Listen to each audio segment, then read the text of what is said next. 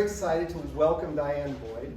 Diane Boyd is a wolf researcher who was here really at the beginning of the return of wolves in northwest Montana. Yep. That started back in the late 1970s. After colonization, we had a policy here in Montana, both at the state and encouraged by federal government, to eradicate large predators and carnivores like wolves, and we pretty effectively did that. But beginning in the late 70s, a wolf or two started to occasionally come across the border from Canada. And Diane was the early field researcher who was helping us to understand that process. Her career got started shortly before that under the great wolf ecologist David Meach, who's just recently retired after, I don't know, 60 years of working in northern Minnesota and Michigan on Isle Royale. One of the longest running, maybe the longest running predator-prey ecological study that we have in Western science. She came out here and she helped stand up long-standing research in the North Fork. Went on, that was mostly through the University of Montana, went on to work for a variety of other organizations, including the U.S. Fish and Wildlife Service, and ended her career with Montana Fish, Wildlife, and Parks. So she has a wealth of knowledge as a researcher, as well as experience through the agencies on the management side of wolves. And if you haven't read her book, A Woman Among Wolves, it's been getting around. I even found a copy of it in a small bookstore in Vermont back in March, so it's getting out there. But it is fabulous. It's like sitting around the campfire, listening to someone tell these really personal tales that are really both like just fun and insightful about both wolves, human relationship to wolves, and what it meant to be a woman in a male-dominated research field working in rural Montana for so many decades. So I strongly recommend the book. It's a great read, and she'll have copies for sale afterwards in the back. And 10% of the proceeds I'm donating to GTMA. So, without further ado, let's learn a little bit about wolves, the reality, the myths, and the madness. Thank you. Thank you. Thanks everybody for coming, and especially GTMA. It just fed me. I'm like, I feel like I'm pregnant. I had a huge dinner. It was so good at the lodge. And I have to just say, so the person who turned and passed the baton to me is sitting in the back room, and that's Ursula Matson. She started actually working on the wolves.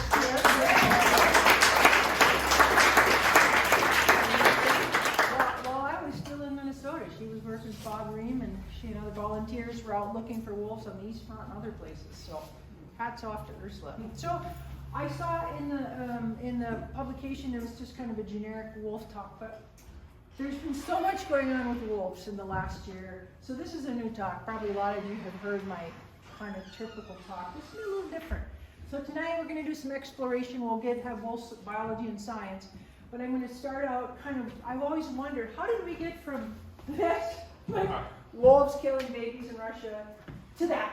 It's sort of the extremes. And that was part of the reason that I wanted to write this book, was to explore some of the cultural implications of what do wolves mean to people, why do people hate them on one end and just go crazy loving them on the other end. So we're going to start out talking first about early wolf-hominid relations, early cave people or whatever. Then we're going to go through the domestication of wolves and how we got dogs from them. How, when, why, where perceptions of wolves changed after that period.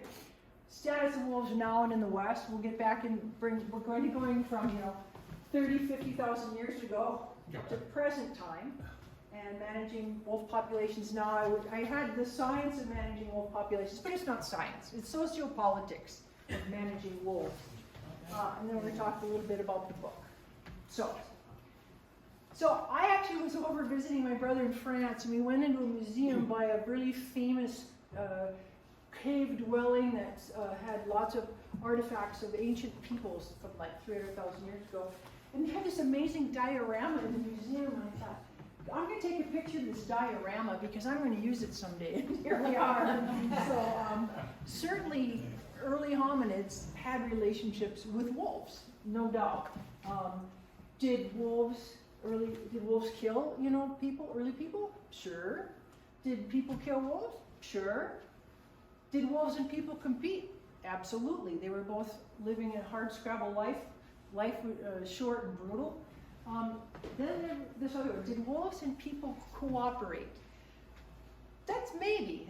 Was interesting when I was doing my book, I was doing some research on the early wolf and human paradigms. By the way, if we get too hot, I'm not unsure if we open the windows, it's probably going to be hotter. I'm not sure. So, anyway, so I'm going to talk a little bit about Schleich and Shelterton wrote an article called The Coevolution of Humans and Canids. It's in Ecology and Cognition. If you're curious about it, I found this fascinating. I'm saying it's plausible. I'm not saying it's the last word on it, but they postulated that people watched the big wolves run down and run prey for a long time till the prey got tired or they found an injured one or they actually injured it. And then the hard part came for the wolves because they would have to surround these massive animals, giant bison and mammoths and whatever, woolly rhinoceros, and they would have to kill them.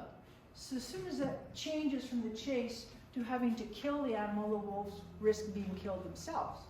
In the meantime, people are out, they're not running for miles chasing game, but they get something cornered and they're able to kill them remotely with spears and atlatls. So they postulated that people watched the wolves. When they had the prey cornered, people would run in and chase the wolves off and kill the wild game. And they take what they wanted and then they would leave and the wolves would get the spoils because they had the weapons. So the wolves didn't have to risk being injured and people didn't have to run for miles. I just thought, it's a pretty interesting theory. Of course, you know, if I was a paleoecologist, I could make up whatever kind of stuff I wanted and say it was fact. We'll never know, but it's a pretty interesting idea, I would say. So I find it interesting to the best of my knowledge, and correct me if you know otherwise, but I think the dog was the first and only large carnivore that we actually domesticated that is now living in our homes and living and working for us. I've got bird dogs. I can't think of another animal. That process happened starting about 30,000 years before present. Interestingly, livestock domestication, you know, swine, horses, cows, sheep, began about 11,000 years before present. They raised the aurochs, boar, sheep, goats, etc. in Europe, and we got our modern livestock from that.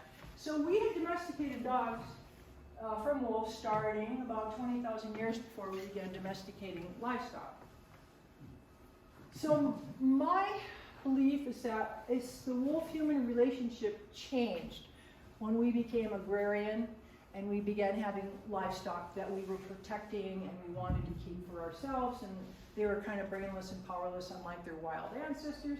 And at that point, this conflict started with wolves. So people say, oh yeah, it goes way back to Grimm's fairy tales. No, it goes way back before then. It goes back before we were able to write. This is when it happened. So 10 or 11,000 years ago, when the wolf became truly a competitor and a threat to our livelihood to keep our livestock. So there's two theories on how dogs were domesticated from wolves. One is called the commensal scavenger hypothesis. I love these big words, it makes me sound really smart. Anyway, the theory is that the wolves domesticated themselves by invading and hanging around human settlements and eating garbage and junk food and human waste and whatever. Kind of like your village dog. Wherever you go to a poor country, there's always village dogs. And they're very adaptable, they're very likable. Then the second idea was a cross-species adoption hypothesis, where that the people, Paleolithic people, actually went out and captured and brought in and reared wolf pups. And through that process, the ones that were a little more docile became eventually, after many generations, dogs, and those that were obnoxious and wild, they killed or turned loose. Sort of is the beginning of the evolution of this social cooperation between species of wolf, now dog, and humans. So there's been a lot of work done, and the belief is that one's been thrown out, and this is the one that's the more acceptable theory now. So as time went on, and we had our wolf, eventually the wolf and the dog split paths.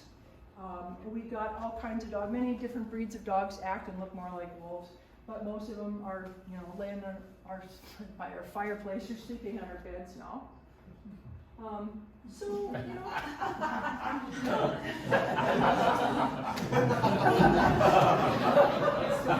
What could go wrong? So, anyway. Yeah. So in terms of that, so where are we with wolves now? So we've kind of gone through the early centuries or millennia of wolves. So where are we with wolves now? And of course, you know the long sordid story in the West. We suggested wolves to traps, poisons, shooting, pits, whatever it took to get rid of all of them out of 98% of their historic range in the US, lower 48, and Mexico. By about the 1930s, there really weren't viable populations anymore. There were a few here and there scattered, but there weren't the million or 2 million or whatever. Then cultural perceptions changed when Rachel Carson published Silent Spring and Earth Day, and everybody got to feel really groovy about predators. So the ESA got passed, Endangered Species Act, in 1973, which granted protection to gray wolves in 1974. Bob Ream, U of M, mentored a lot of us, and I'm sure there's other people out there who's worked with Bob, and he started the Wolf Ecology Project, in which Ursula was working for, in 1975. I know that there were actually wolves still along the front intermittently. There were a sign of it, and there were occasionally wolves killed in the realm, but they just didn't stick real well. This is a map. I actually can't find a better map that's more current. So the current range is the dark country, and now you have to extend it more in California and down into Colorado, and it just keeps spreading. And the historic range is everything that's tan. And right here is the red wolves, which are a very, very rare species. I think the original population taken out of the wilds in 1970, there was only like 14 left. And they're struggling so hard right now to try and maintain that population of wild wolves on a little island off of North Carolina. We'll come back to the red wolves in a minute, but there were wolves basically everywhere. And they're coming back. So those of you who saw Bruce's talk last week, that is a very young and very handsome Bruce McClellan. And Joe Smith. So Joe Smith was hired from Minnesota, and he came out on April 4th of '79. They caught Kishnina right there. She's got her feet tied up, and they put a radio collar on her. And Joe was helped by Bruce in that effort. Kishnina was very unique in that she was the only wolf outside of Minnesota that had a radio collar. She was the only wolf west of the Mississippi River known to be in the lower 48. So she's a pretty important wolf. She came probably from as far as Jasper, because all the wolves had been eliminated in southeastern BC and southwestern Alberta too through poisons at an anti-rabies campaign in the 60s. So she eventually met a three-toed male in 1981. They mated and they had a litter in 1982. And the rest is kind of history, as they say. But the most important thing, and the reason I had to write this book, because no matter who you talk to, anybody that's younger probably, they think the wolves got here because they were reintroduced to Yellowstone and Idaho. They absolutely were not. These wolves here walking past my cabin walked down dispersed from Canada. There was no government funding. There was nobody, the Secretary of the Interior wasn't carrying aluminum cages through the arches. They just kind of snuck down on their own, and they had the good luck to settle in the North Fork of the Flathead, which didn't have essentially any cattle. One, but he didn't care. And there was just as a friendly community of kind of back to the woods people, and the wolves were novel. And they had the wilderness of Glacier National Park. So they picked the perfect spot to make it.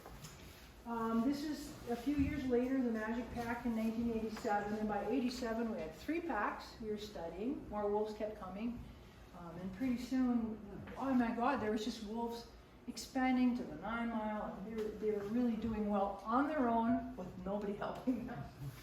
This is a very early picture of Mike Fairchild and myself. How many of you guys knew Mike Fairchild? It's a few, yeah. He passed away, unfortunately, in 1998. But we're working on a wolf pup. And you gotta remember back, this is 1986, Wolf 8654. We didn't have GPS, DNA, computers. I mean, it was pretty primitive technology. And so the way we learned about wolves, we learned all of these things by actually tracking on the tracks that the wolves left in the snow. we went out and we backtracked the trail. We didn't want to forward track them and push them because we wanted to study their natural behavior. So we traveled as the wolf traveled, and by reading the snow, it's like reading a book. You can see everything they do, every place they go, every animal they go. And I have to say, just like this group, you are based on the strength of your volunteers, and many of us belong to different volunteer organizations. We had so many amazing volunteers. We crossed the North Fork of the Flathead River all winter long, back and forth, to get into Glacier Park and track wolves. Many of these people gone on to be wildlife professionals, and yeah, good people. So I love this graphic because it shows, down here is Kishnina, one wolf, in 1979. The axis goes from 0 to 100, and as you go up in years, you get to 1995, and you see that in 1995, before wolves were introduced, we had about 70 wolves, 70 to 75 in Montana that we knew of, and they were in 8 packs and just singles. So people don't know the story. They don't know there were wolves here on their own, and they were fully endangered. One of the coolest things that ends up becoming important once wolves are reintroduced is we had a little wolf, 8551, that we collared in Flathead in 85, and in 87 she dispersed. She just simply disappeared, went off the air. We didn't have GPS collars. You had to physically be on the ground or in an airplane to find these guys back then. She ended up getting shot right here, right near Fort St. John's, 540 miles in 7 months, and the guy turned the radio collar in, or we never would have known what had happened to her. But what the cool thing about that story is, she was caught here, she dispersed through Hinton. This is the area where half of the wolves were taken for introduction, and the other half were taken from Fort St. John's to be put into Yellowstone and Idaho. And this little wolf showed us that it is one continuous population from the Yukon to Yellowstone. Because if she would have gone south, she would have been about 100 miles south of Yellowstone Park. So people claim later that, oh, those so-and-so blankety-blank wolves they brought for the introduction are foreign Canadian wolves, and they weigh 175 pounds, and they have 8 canine teeth, and they're super aggressive, blah, blah, blah, blah, the super wolf deal. They're not any different. It's the same animal. It's a walkabout for a wolf to go that far.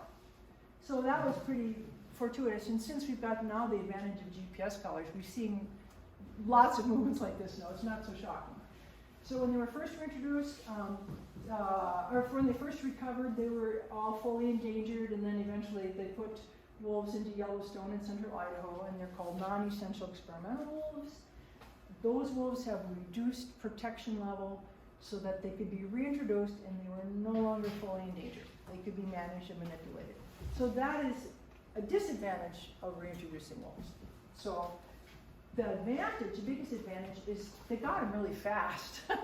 And very soon all these 3 populations were connected through dispersal, and it sped up the process for sure. But if we'd be where we are now without reintroduction, nobody will ever know. But anyway, there's lots of wolves out there now. They're doing very well. So they reintroduced 35 wolves into Idaho and 31 into Montana. And then there's this plus 10. Has anybody, you guys read Carter Niemeyer's new book? It's called The Other 10 Wolves or something? It's brand new. So he talks, there was a depredation here on the Rocky Mountain front, and they killed the parent, this was like in 1996. The parent wolves they decided to kill because they were killing cattle. There was a lot of wolves, and they took basically 10 pups from the Rocky Mountain front and added them to the Yellowstone population, and they formed the Sawtooth Pack. So those also are native wolves. They're not brought down from Canada. So that's the point he's making. It's like, go Carter, yeah. So anyway, kind of a cool story. So as wolf populations grew all over, everywhere, in the Midwest and the West, and they were eventually delisted in many places, here in Montana, Wyoming, Idaho. And upon delisting, individual states take over wolf management, and that varies from state to state. Some protect them, some shoot the crap out of them, whatever. We are not doing so well in this state. I think Idaho set the bar pretty low, and they're trying to sneak under their bar. And I have a slide with all the horrible legislative changes that have happened to wolves in the last 5 years. I just didn't bother to put it up because it's endless, but you can shoot them 24 hours a day with super spotlights and predator calls, and it goes on and on. We don't need to go there. Yeah. So our recovery goals were met, oops, didn't mean to do that. Were met in 2002, which means we had our 150 wolves, 15 breeding pairs. Wolves were delisted in 2011 in Montana, Idaho, and in Wyoming in 2017, and so forth and so on. I don't need to repeat it all, but it's pretty amazing. The wolf work, a lot of it is funded by the sale of wolf licenses and Pittman Robertson dollars. There's about, on average, about 20,000 wolf licenses sold per year. There's no limit. Everybody in this room can buy one. Your cousins in Illinois can buy them. People can come over Europe. There's no limit on the number of wolves that can be killed, essentially. They say they have sub-quotas. They haven't met them yet. And then right now, one person can kill 20 wolves per year, 10 through trapping and 10 through shooting. So the Livestock Loss Board, it's a state agency in the Department of Agriculture, I believe. They pay for compensation for wolf-killed livestock as well as lion and bear kill. And approximately 300 wolves every year on average are killed out of about 1,000 or 1,100 wolves. They don't really know how many there are. So some of the science behind why people, different groups really dislike wolves. One is hunters and one is ranchers. I met lots of hunters and ranchers. I'm a hunter that I get along with quite well, but I'm just going to kind of encapsulate some of the feelings. So Fish, Wildlife, and Parks, which is not a wolf-loving agency, in case you were wondering, they did some research and they had a lot of radio collared moose over 3 different areas. In 7 years' time, they had 71 collared adult moose die from a variety of causes. But right here, about 60% of the pie for death cause was health related. This little bit is predation, this is unknown, this is humans. So it's like, yeah, predators didn't take very many of them. Does anybody want to guess what the health related might be? Any guess? Bill, do you have your hand up? No.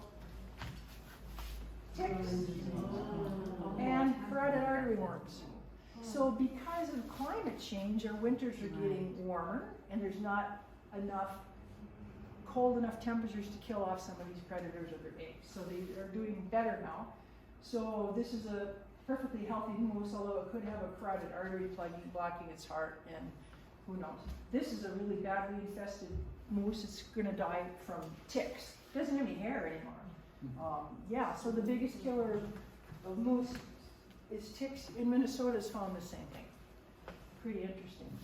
So then Fish, Wildlife, and Parks thought, oh, that's interesting. So they did a huge Bitterroot elk study down the Bitterroot, and they radio collared adult cow elk and newborn calf elk. They catch them and put your transmitters on. And they collared wolves and lions, and they kept an index on the black bears. They wanted to see what was causing the highest rate of predation. And it was lions. And now that surprised me. I actually thought it would probably be wolves. So, not wolves. They did a mule deer study, 3 different regions. They collared female mule deer in northwest Montana, I think it was Rocky Mountain Front, and anyway, 3 different places. And again, the leading killer was lions, not wolves. So, there's all this interesting data about that. So you can present this information to like a hunting group. I talk to lots of fish and game groups, and you can tell them all this. And there's lots of predators out there, including us, and cars, and the biggest killer of all of our ungulates is winter. They die in the winter time, a lot of them. You can inform them all that, and then some guy, when I'm all done, will raise his hand in the back and say, yeah, but the wolves are killing all the game. It's like, oh God. It's complicated. Human emotions are complicated. Having a complex ecosystem with lots of predator and prey species is complicated. So then the other group that doesn't really like wolves often are ranchers, although some do, but most generally don't want them in their landscape. So, and livestock get attacked by wolves, and it's a pretty ugly deal. And if it's your cattle, it's a big deal. The reality is there's 185,000 sheep in Montana, and there's 2.2 million cattle in Montana.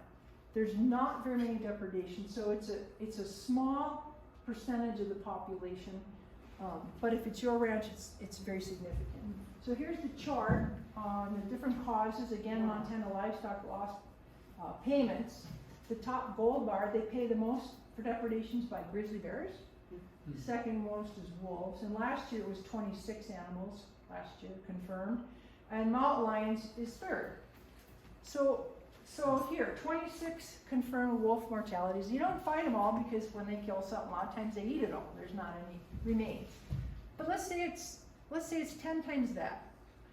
Say there's 260 killed out of 2.2 million. That's like 0.00001% of livestock. So I'm just saying it's really an issue more of perspective than a significant issue. But all you hear about is the livestock problem, especially Colorado right now. They're really screaming. So there's a million things we can do to help our livestock producers, and there's many nonprofit groups that provide different kinds of fencing and flattery.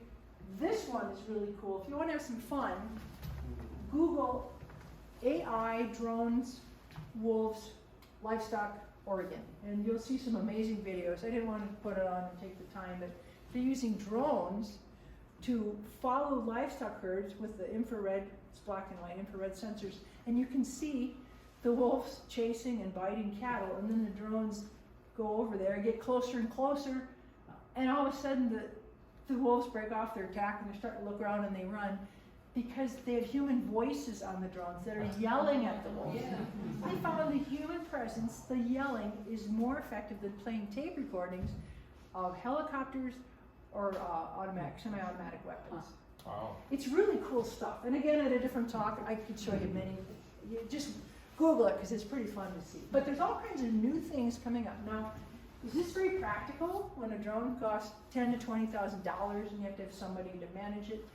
Now it's not, but I'd say in the future with AI and the image searching, I mean, I think it could be a real cool and interesting and potentially effective means to keep livestock and wolves separate.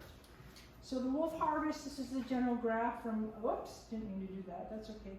From 2009 when they opened one season, and they closed it in 2010 because it was in court, and then they kept it open, and you can see it goes up and up and up, and then it starts to tip off, and it kind of leveled off, or it's slightly declining the number of wolves harvested, despite the fact that they've greatly liberalized the means of take and lengthened the seasons, and they're trying to kill wolves down to 450 now. But there's less and less wolves taken every year, so they don't actually have a really good number on wolves. I just say, given that trend and the previous one of the livestock depredations also going down, and this is going down, I would say, I think we can say the wolf numbers are going down. I don't think there's less effort put into killing wolves. So this is a combination of hunting and trapping. This is the state's IPOM, which is really controversial, and it's way too complicated of a chart, but it just shows the general estimates for the wolf population. Peaked in 2011, again, steady and slowly declining. There's the third index that says there are probably less wolves in the landscape. Is it critical level? No, we still have quite a few, probably 1,000 or 900, but there's a trend. Are they in trouble ecologically? Probably not, because they're really habitat generalists and prey generalists. They can live anywhere. So it's not like a grizzly bear or a wolverine or a lynx, which has really specific needs and that are in short supply sometimes. Most of our wolf mortality is caused by humans, and even in our North Fork days, the ones that we knew what happened to them, about 80% of them were killed by people when they were fully endangered. Now we have legal and illegal killing outside of national parks, and even inside of a national park where there isn't any wolf killing. What's really interesting is wolves self-regulate their population, like any other wildlife population. So in Yellowstone, in '95, when they first introduced wolves, they went up and up and up and up, you know, typical island population, repopulation. Then they did a bunch of zipping and dipping, and now it's just leveled off. And last year, this is 100 wolves. They estimate 108 wolves. So it's not going to be here again. So when people say to me, you know, well, we have to manage the wolves, we have to kill them, because if we don't, they're going to take over everywhere, and there's going to be thousands everywhere. It's like, no, actually there's not, because wolves will protect their territories by killing other wolves. And that's the main cause of death in Yellowstone Park, is wolves killing other wolves in trespass events. Kind of interesting. It was like, did anybody watch the Joe Rogan show thing that I did? Joe Rogan, he threw out this fact. He says, did you read about the the pack of 400 wolves in Russia that came into a Russian village in the winter and killed the horses and then the children, they all combined to do that.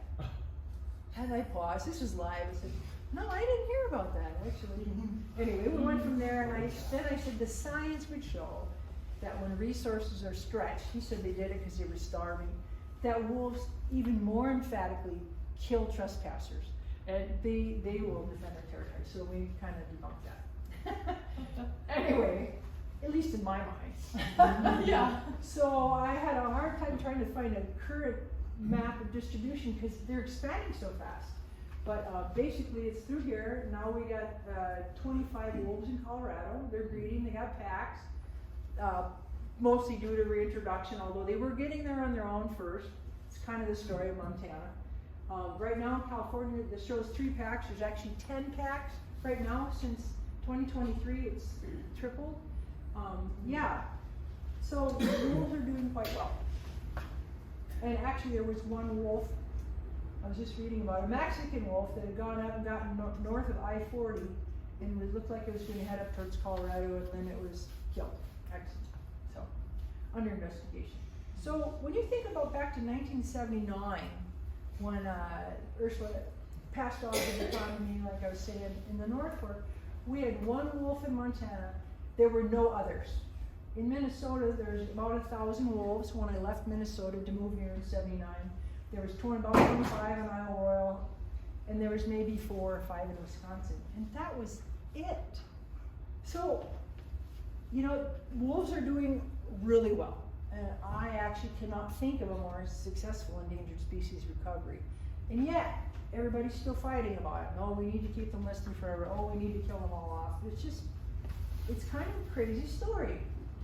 The good news is that for wolves, they're really resilient. They can live anywhere. Except for humans, wolves have had the widest global distribution of any mammal in history, except for people. They live from the Arctic to the deserts, to the jungles. I mean, they can live anywhere. And we have lots of habitat and prey here. So they're gonna do well here. And they're here to stay wherever we will tolerate them. And that's the important part. They're dispersing on their own. They're not being reintroduced to Oregon, Washington, Utah. They're finding those places on their own. And the best way to help out wolves or grizzlies or any wildlife is by creating a value in that piece, or even wilderness, rural this series. It has to have a value. Some people see the value of those areas as they have timber, oil, gas. We need to get in there. To many of the rest of us, they have intrinsic value on their own. We need to keep them like they are. So I always maintain that for wolves, they have to have a value. For people who want to keep a large predator in the landscape, same like grizzly bears. Maybe the value is economic. You know, they raise, it's over $100 million a year for wolf watchers going into Yellowstone Park now. It could be simply ecological. Maybe you're a research scientist and you like to learn about the contribution they make as a balancing the equation of the ecosystem or whatever. Could be aesthetic. Maybe you live in New York City and you'll never see a wolf, but you like to think about wolves being in the Rocky Mountains, and that's your value. Or cultural, maybe you're an indigenous person, you know, and it goes on and on. For some people, it's the ability to go kill a wolf. That's the value, is they want to have the hunting experience. Now, I'm not saying I agree with all these values, but I'm just saying, even this guy, he's proud. We're not going to talk about that, but if that wolf has a value to him, and maybe he'll get it mounted, maybe he'll tell stories about it, maybe not. But I kind of think that's the next thing is creating a value which will then create tolerance and acceptance. So I've been thinking about this a lot since I retired. And then this dire wolves and gray wolves things come up. I just have to talk about this a minute. So the artist concept is that the gray animals here are gray wolves. The reddish animals are dire wolves. They actually did overlap in time, about, I don't know, I think something like 7,000 to 10,000 years. They haven't seen any evidence in the DNA work of them ever interbreeding. They're a different genus and species. And dire wolves, I'm going to go to the next slide. I just love this. So is there how many people have heard about this colossal dire wolf thing going on, right? I mean, it's kind of everywhere in the science. So they created three of these animals, actually. There's two here, and then there's a younger one, through manipulation, genetic manipulation. And they're claiming that these animals, these little white cute pups, are dire wolves. And what they did was, out of 90,000 genes, they found 20 that they made differences on at 14 different sites. So 20 genetic manipulations out of 90,000. And they're calling that a dire wolf. Yeah. No, it smells fishy. It is fishy, you know. The value of this, so I think they used, first of all, I don't know why they would use dire wolves, because it's one of the species that humans have had the most fear of forever. Can you think anything that's more dreadful than a dire wolf? Except maybe a cave bear. But what it does is it gets them in the spotlight, potential sponsors, potential new projects.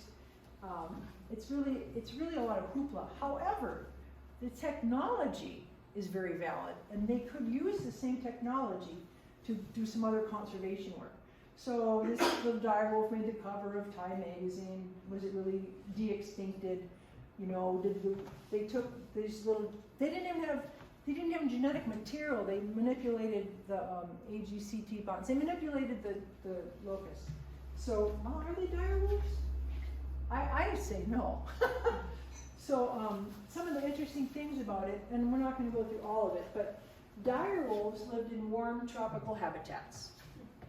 Do you think they were white, living in a warm tropical habitat? I kind of doubt it. And gray wolves adapt to all habitats. The dire wolves were big, heavy-bodied, slow runners with smaller feet. They preyed on big, heavy prey animals that when those animals went extinct, the dire wolves went extinct. The gray wolves were much more generalist. They could survive anywhere. They had big feet. They were lighter. Dire wolves, big skulls. So these guys hunted bison and camels and horses and giant sloths. These things went away with the glaciation periods and climate change. So these guys were really specialized, and gray wolves were really adaptable. So why would you bring back an animal that went extinct on its own, that was not made extinct by humans? Because their habitat does not exist anymore. Why would you do that? You know, except to get money for your lab. So anyway, yeah. So anyway, this big extinction thing that happened 13,000 years ago, they went away. So there's 3,600 dire wolves in the La Brea tar pits. Have anybody been there? I've never been there. You have. Did you get to see some of the collection? It would be the only reason I ever go to LA. Probably 60 years ago. Okay. And so 3,600 dire wolves in La Brea, 15 gray wolves in La Brea tar pits, because these guys are doing better in warm period. Anyway, it's pretty interesting stuff. So here's the genetic relationships, and the dire wolves and gray wolves split 5.7 million years ago. They're not very closely related. It was just an interesting choice for me to mix those two dogs, canids. So then our Secretary of the Interior, Doug Burgum, said, if we're going to be in anguish about losing a species, now we have an opportunity to bring them back. I mean, pick your favorite species and call it colossal. That's the last of the dire wolves. And the next sort of inference after that, under the Trump administration, was, well, now that we can de-extinct animals, we could do away with Endangered Species Act. So I kind of think this lab maybe had good intentions, but there's been some nasty spin-off from it. You know, I hope that doesn't happen. The Endangered Species Act was created by an administration, and it can go away, just like our different wilderness acts in the roadless areas. But what CLASA hopefully is working on now, and I've got a friend who's a geneticist, Bridget Von Holt, who's pushing hard. There's an animal, the red wolf. Remember my map where we had the southeastern U.S. was in a different red wolf zone. Their canis, it's not a gray wolf. They're an animal that kind of looks like that. It looks like a cross between a coyote and a big gray wolf, but it's not. They're unique, genetically unique species of animal that's existed in America apparently before gray wolves came over. So it's a little confusing, but what they found, so when they went and captured them all in the wild in the 70s, there was about 14 left in the wild, something like that, and they took them all. And back in those days, this was in the 70s, and they'd catch an animal and they'd say, well, gee, I wonder, is that a coyote or is that a red wolf? Oh, I don't know, I think it looks like a coyote. Gone. Oh, that one looks like a red wolf. Let's put it in a zoo. They didn't have anything except the morphology to decide this. And some of those animals they killed off were undoubtedly smaller red wolves. So they're having a horrible time with these red wolves, trying to survive because now they're hybridizing with the coyotes. But what they found in Galveston, area around Galveston, Texas, is there's an animal. I mean, would you call that a coyote or a red wolf? Right?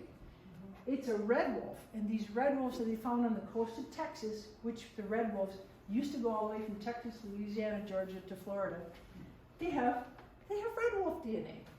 And some of them have a high percentage of red wolf DNA. So if the colossal company was to take and do that with genetic manipulation with some of these guys' genes and use it to help expand the genome of the red wolves, you could theoretically help the red wolves repopulate and have to deal with the coyotes still. I'm just saying there's other uses for that technology than making dire wolves.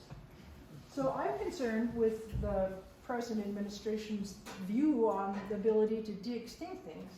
Our Endangered Species Act just managed to blow past 50 that if we aren't careful, it's just going to disappear. I would be sad, very sad about that.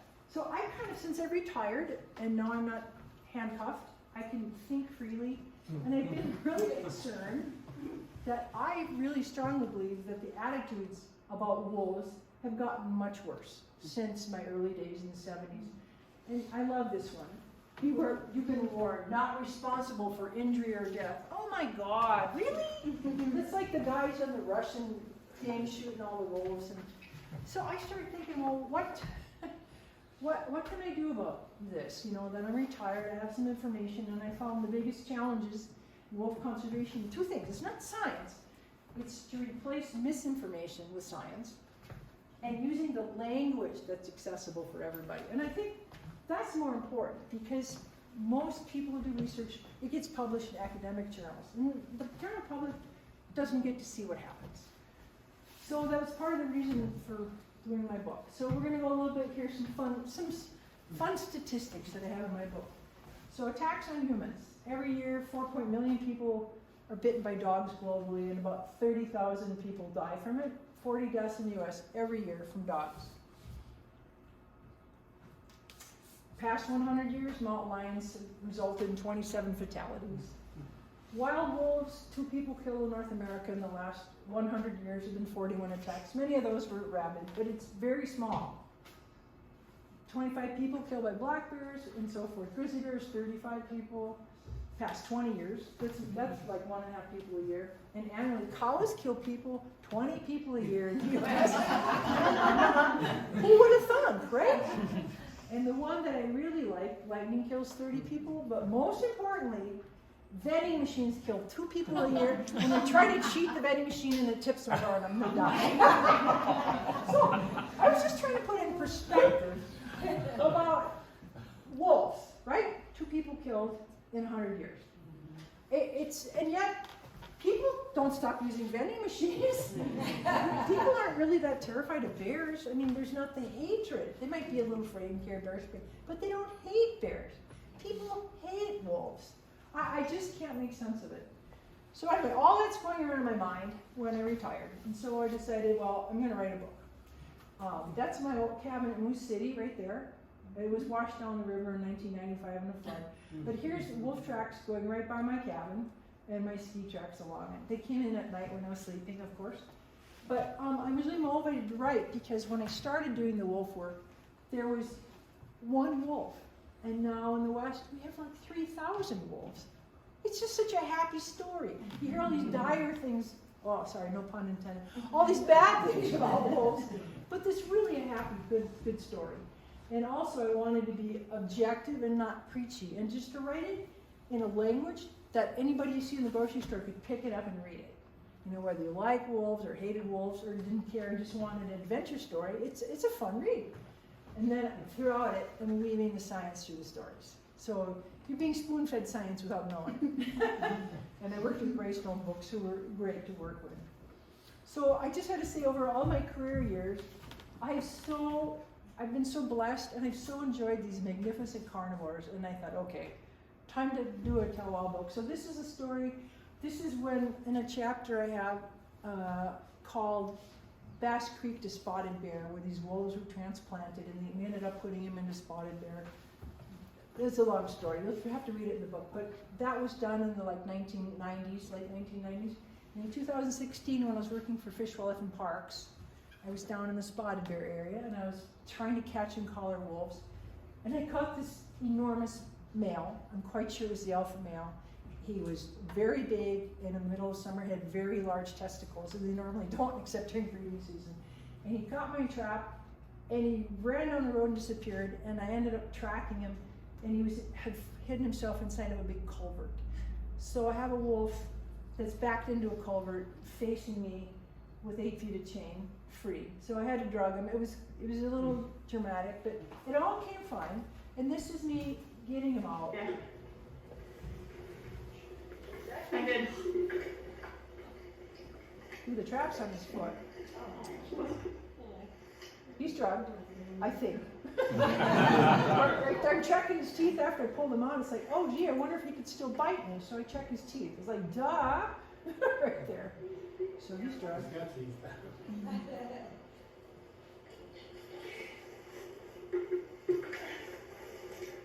So I'm pretty big. I'm Oh yeah, he's beefy.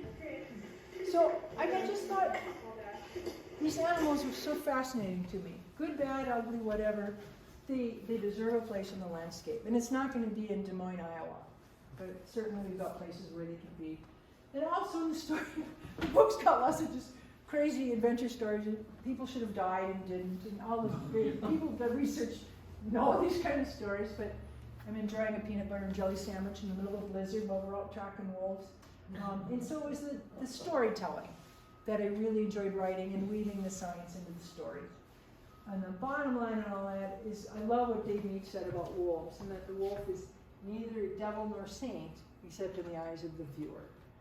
And that's what I want people to think about when they're reading the book. And if I can just open a few minds and cause people to think a little bit before they make their decisions, I will have accomplished my goal. So that's kind of why I wrote the book too. So that's the book. And by the way, the hardcover, they printed it, the first printing last September. It's gone through 3 printings, and the hardcovers are out of stock. They're very hard to get now. I've got some of the few last ones, and then they're going to be issuing the paperback in mid-August. So that's it. And if anybody's interested, I could or could not do a short reading. It's very hot in here. Do you want me to do a short reading or not? Oh yes, please. Yeah, of course. Okay. So this is the first copy that was printed and sent to me by my editor, whom I love. And she sent it to me to my house, and this is so typical of me, in Kalispell, when I was living up in my cabin in the North Fork.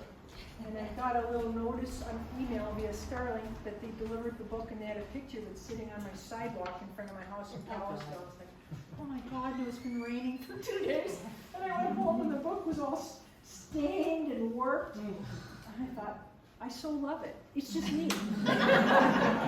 So you can see it's all stained and warped, and this is what I came here on to read from. So, okay, so let me grab a swallow of water, and this will take about 4 minutes. Maybe I should open some windows.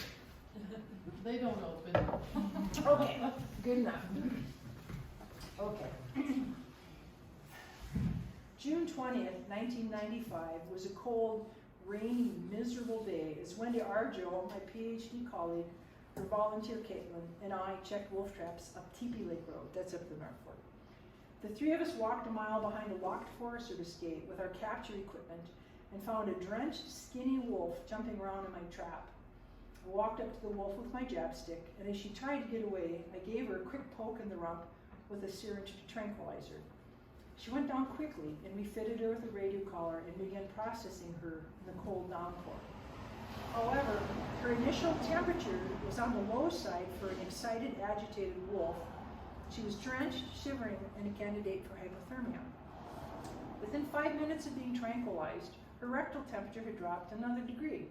So I told Wendy and Caitlin that we must immediately pack this 72-pound wolf out to our truck, start the engine, and run the heater full blast to help her warm up.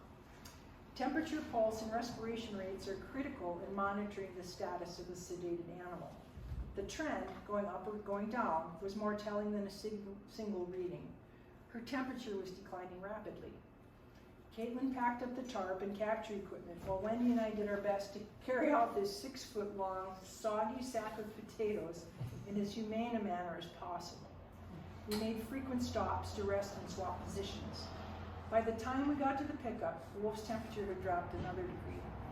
And now I was truly worried. The trend was not good.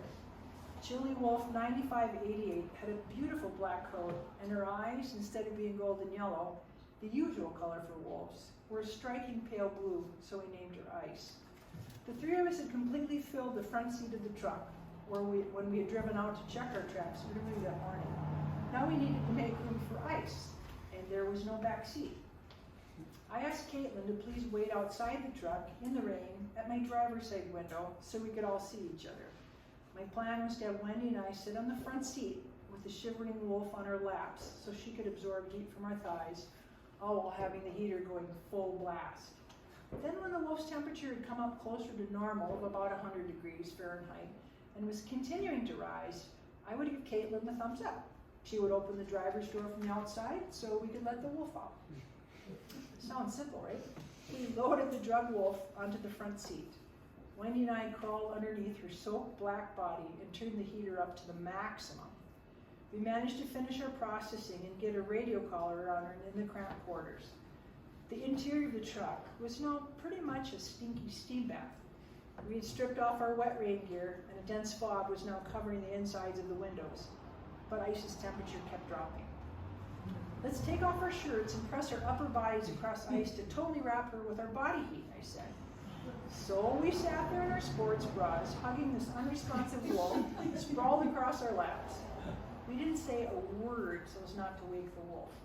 I sat in the driver's seat monitoring her eyes and ears, while Wendy, in the passenger seat at Ice's rump end, took rectal temperatures every few minutes. Poor Caitlin stood dutifully outside in the rain, watching us steaming in the truck. Wendy indicated with hand signals that Ice's temperature had finally stopped falling. It was now 6 degrees below normal. We had been warming this wolf in our truck for more than 2 hours, and finally we had reversed the hypothermia. The wolf's temperature began to rise, she stopped shivering, and my worries began to ebb. Her temperature continued to climb slowly and steadily. Meanwhile, Wendy and I were about to expire from the heat. I gently reached over the wolf's head in my lap and clicked down the dial on the fan. At the sound of the click, one of the wolf's ears quickly snapped forward towards the sound. Nothing else moved except the telltale ear. I then realized that Ice was awake and aware, even though appearing to be immobile, and her mouth was inches from my face. I vigorously pointed with my head toward Ice for Wendy to see. Her eyes grew wide with comprehension. We silently prepared to release Ice, and I gave the thumbs up to Caitlin watching through my window. She pulled the handle and flung the door open. Ice exploded from my lap. I grabbed the scruff of her neck with both hands and directed her wildly biting mouth away from me as she lunged for the steering wheel. Wendy braced against her door and vigorously pushed the wolf's rump my way. I couldn't let go of the wolf's neck for fear of being bitten. Wendy pushed harder. I hung onto the wolf. And together, Ice and I slid out of the truck and plopped onto the muddy gravel road. Ice jumped up and I let go, and we all watched her wander off, albeit a little drunkenly, into the forest. Caitlin climbed into the truck, which stank of wet dog and sweaty women. Wendy and I, in our sports bras covered in black hair, looked like we had slept with a gorilla. We watched Ice as she disappeared. She was looking good, and I hope she fared well after her ordeal.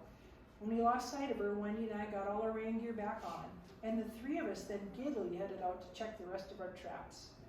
A month later, I looked out my cabin window and saw a skinny black wolf in my driveway wearing a radio collar. I quickly grabbed the receiver and antenna from inside the cabin, and I confirmed that it was Ice's signal. Then she looked up at my window briefly, and I saw those ice blue eyes, and I smiled.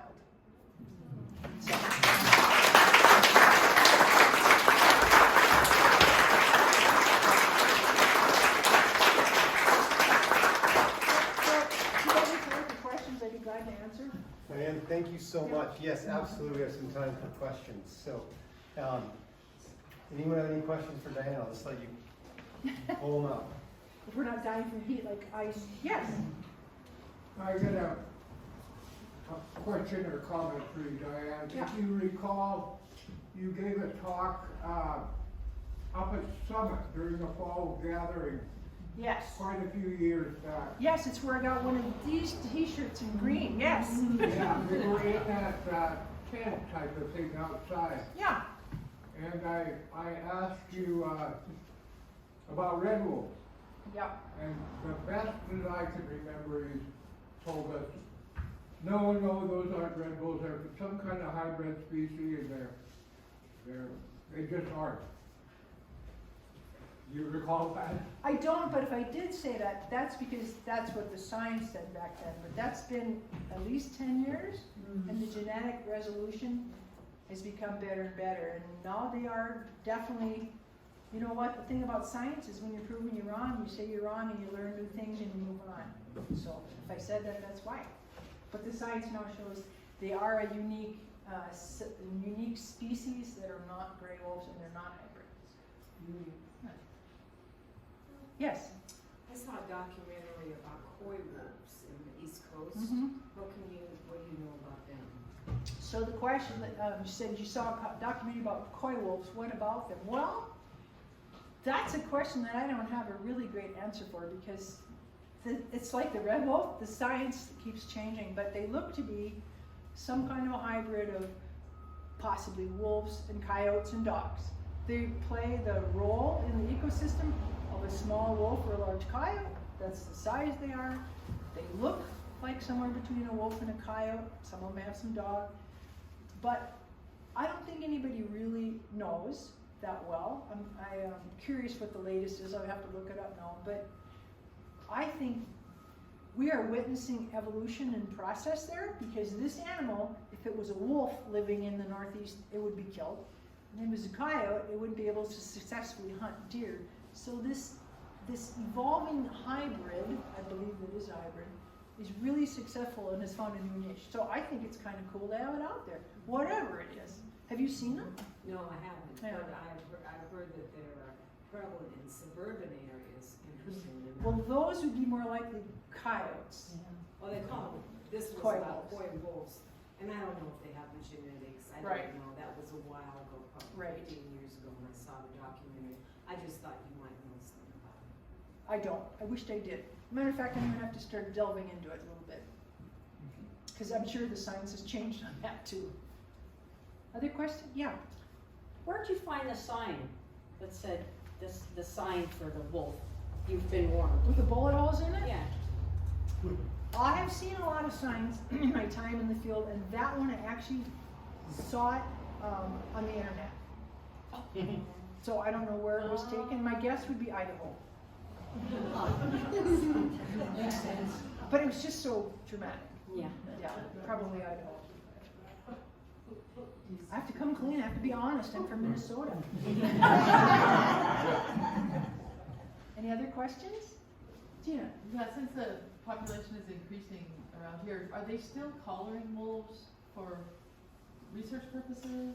And how much of that is going on? And So, the state collars wolves for management purposes. They don't really call it research. And when Ty Smucker left his position, I think there is a woman who's collaring some wolves up on the front now. I don't know her name. It's a very light-handed approach. There's not a lot of collaring. And an interesting thing about the wolves here, so I've given so many talks and I make that clarification about not a viable population here, because when it was in 1980, Chuck Jonkel called me and said, Winnie Salloway, who's the tribal game warden, has got a dead wolf in her truck. It was November 1980. Do you want to go over and look at it? It's like, well, yeah, because the only wolf we knew about was Kishina. So drove over, and here was this wolf. I met her, and I never met her, and she laid it out on her tailgate, and it was a pup of the year. You could tell by the growing teeth, hadn't all emerged yet. They had no signs of having been captive. Somewhere that summer, they had a litter of wolves on the front, near Villiers, Bad, Browning, Duck Lake, who knows. So I just think it's kind of been kept quiet, and I think some of them survive and some don't, but, I mean, there's a lot of wolves now everywhere. But that was really exciting for me, even though it was dead and it was shot right through the shoulder. So. And so in terms of, are they doing research, more wolves are caught in Region 2 out of Missoula than anywhere else, because Tyler is a real good trapper, and Wendy catches a few in Region 1, but it's really for monitoring, and nobody's really doing research at all. And I think it's such a missed opportunity. You know, we did pretty intensive research for a lot of years at the university. Yeah. It's just a shame that it's gone. Yeah. I think I told you this, Diane, but 1973 or 4, I'm not sure what year, I found a dead wolf in the North Fork of the Sun River. Mm. And I knew it was a wolf. I'd Sure. seen wolves in Alaska and stuff. Yep. And it was just about, there was nothing to save off it. So I took the skull. Mm-hmm. And Montana had no way of identifying it in then. Mm-hmm. So they sent that wolf skull to the University of Minnesota. And it came back a gray wolf, approximately 5.5 years old. Mm-hmm. And then in '80, I saw those wolves up on west of Capuya on Scoffin Butte. Mm-hmm. Yeah, they've always been here, just kind of low level. Yeah, It's pretty quiet, except for, what year was it, 1986, 87, when those wolves were depredating out of Valier. Kenny Wheeler went up and trapped some. Mike Fairchild and I got called to put a collar on because the Fish and Wildlife Service didn't know about coloring wolves. They didn't know how yet. And they ended up using that collar wolves to find all the wolves and kill them all. It was really sad. Judas wolves. But there was a whole pack, them. Yeah. One of them had 3 legs because a piece of its lower leg had been blown off. I mean, they have a hard life. It's not easy being a wolf. Unless you're a dire wolf, then you're special. yeah. Watch that documentary of those wolves, those within woodland bison in North. I think it's in Alberta. That Yeah. woodland. They find dead wolves, Oh yeah. and every one of them has been stomped. Yep. They have broken bones. Yep. Every one of them. Yep. And I think there's only maybe one pack that's ever been able to make it with those. And they had pictures of them getting stomped in the snow.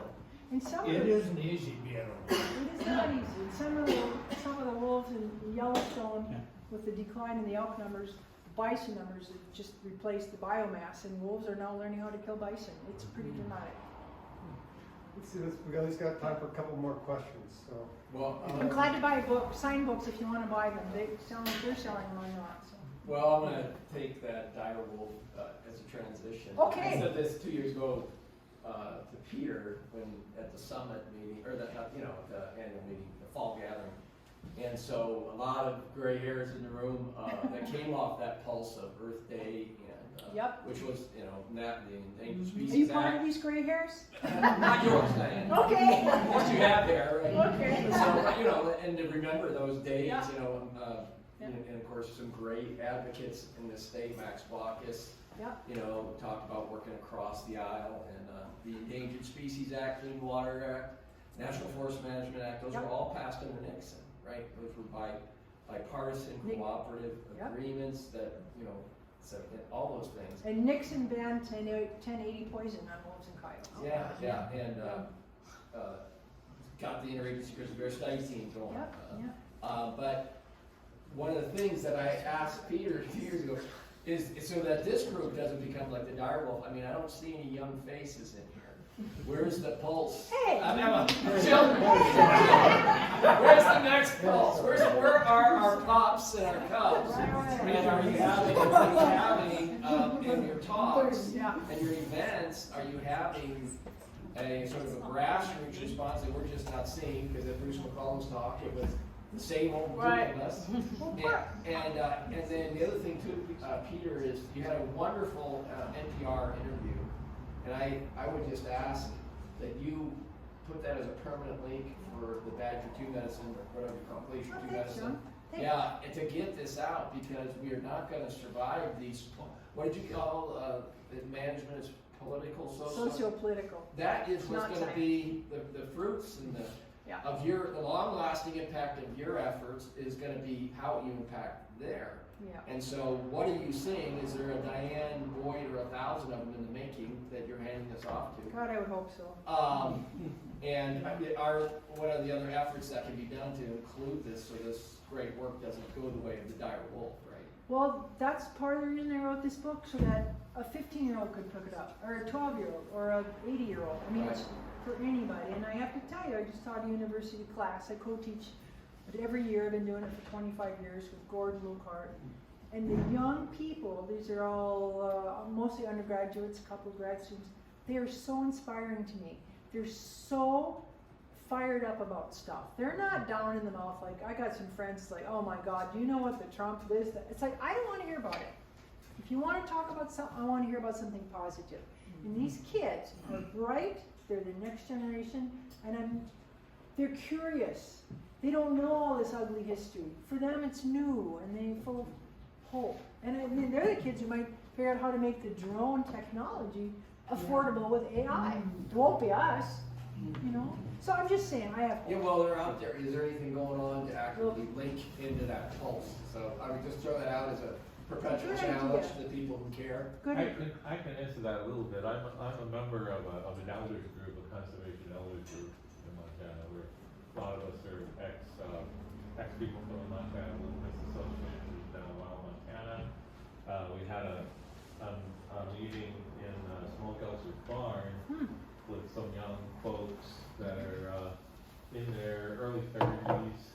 They formed a group called the Montana Conservation Gen Xers. Oh. They're really, really driven to get something done, you know, and they need direction, and we're here to give it to them, you know, and that's our job too, to carry on, to make that tradition Good for you. carry on. Yeah. Great. Gentleman next to John, last question over here, and then we're gonna wrap up. You said that the wolf story in North America is a success story and a good story for now. How do you feel about the future? The last chapter of my book is called Resilience. And resilience is the driving factor for wolves. However, they can't be resilient to bullets and poison. So they exist simply by our tolerance. We've almost wiped them out in many places. They're coming back. I mean, right now in Europe, Europe has been killing wolves forever, right? And they were basically eliminated from most of Western Europe. I mean, right now in Western Europe, there are 22,000 wolves. Oh. Yeah. I mean, in Western Europe, they're in the Netherlands, for God's sake.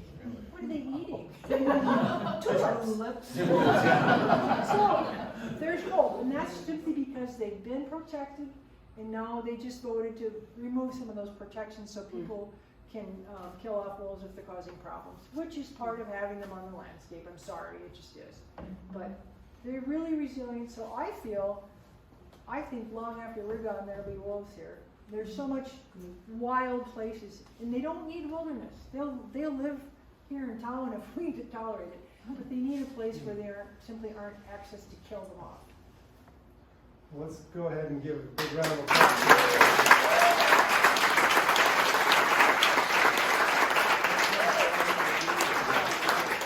Diane, I understand you might be doing some bird dog training, which means you might be outside in the sun or the wind. So I'd like to offer you a Protect the Badger long sleeve sun shirt with our logo on it. And the artwork was designed by our friend and Blackie artist, Jesse Stevenson. Oh So, my God, thank you. You yeah. have no idea. I almost went on Amazon because to buy a sun shirt and not. if it's the wrong size, we can exchange it. Like that.